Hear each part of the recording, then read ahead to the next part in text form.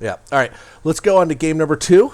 It looks like the ZJ is back again on the right side of the board, and I wonder if his strategy is going to change a little bit this time to one where he's maybe tries to go and get the corners as well. Because it looks like, I mean, TM87 had a lot of life gain in his deck. He had Shadow Dancer and a whatever that sacrifice a card gain. Aphotic Drain. Yeah.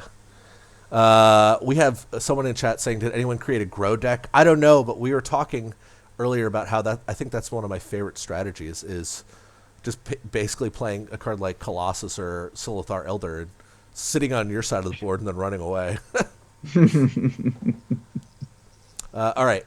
So it looks like the ZJ is again foregoing the corner strategy and just going to try to burn his opponent out.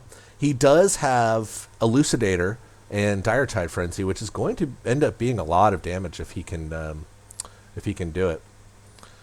All right, so definitely a late game strategy. So I like that he replaced that second Elucidator. Oh, yeah. I think that the ZJ is going to be pretty easily able to adapt to this matchup because you can just save a lot of your removal for the Shadow Dancers, and then once maybe you've got them out of the way, you can just close in on your opponent for the kill. Yeah.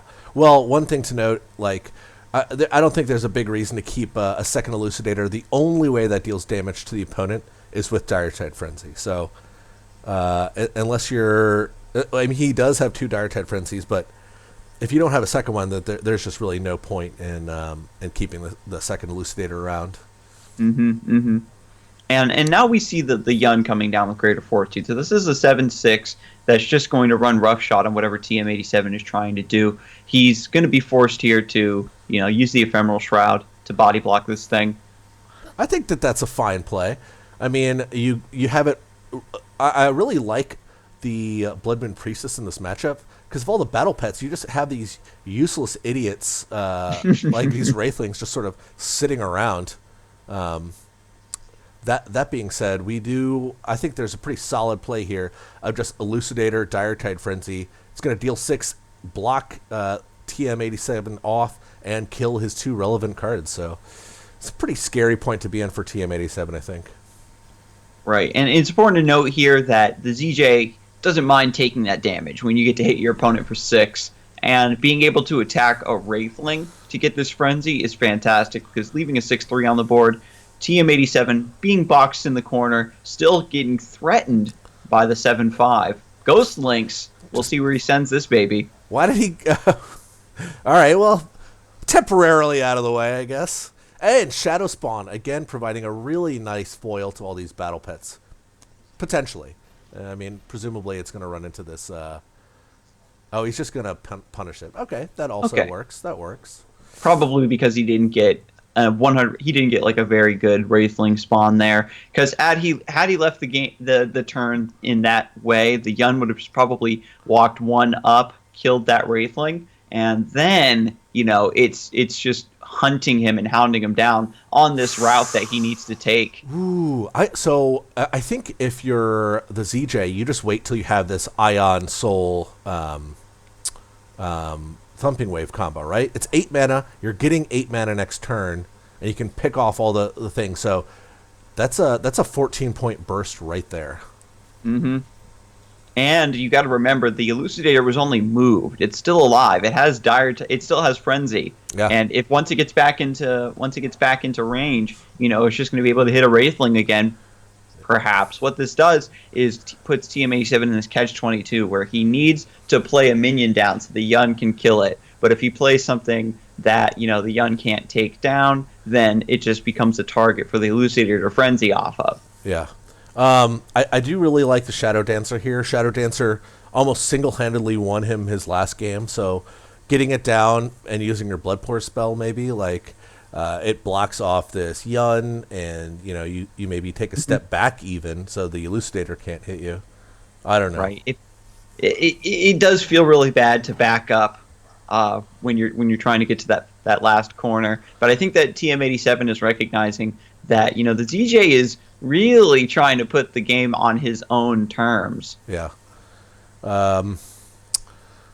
It looks like he didn't opt to play the Shadow Dancer, or he's I'm not quite sure what his plan is, but maybe he's playing Gore so that. Oh, he's just ephemeral shrouding. Okay, that's not that bad. he's getting the frenzy off the elucidator, so that's very important. And with the Gore now in play, this makes it so that there's 3/1/1s, and whatever target that Yun hits, is still good to finally take it out. Yeah. Unfortunately for TM87, it looks like the ZJ still has another Dire Tide, so he is going to get to smash in here for at least 6. But if he goes for this Ion combo, then yeah, that could be even more. Yeah, it's he can't really. He'd have to move down with his general, kill the Gore, and then he can summon the Ion on that spot to guarantee the hit.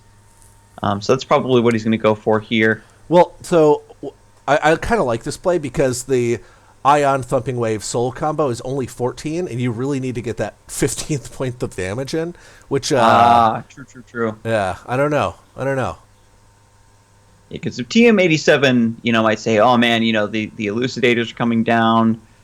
He's really farming the Wraithlings up at this point. I love how both generals are really playing off of each other's weaknesses and exploiting them because Lilith is able to get all of these Wraithlings and bodies on the board that really screw over the battle pets, but then the ZJ is able to also take advantage of these Wraithlings as frenzy targets. Yeah. I still think I really like getting out Shadow Dancer. It's like one of the few ways that makes sure you don't die. All right, there we go. And he's got an Aphotic Wisp in his hands. He's going to be able to gain a lot of life here, I think.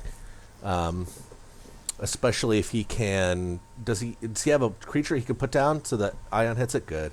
Mm-hmm. Oh, but I think he's actually dead. Because this Soul combo is going to kill him.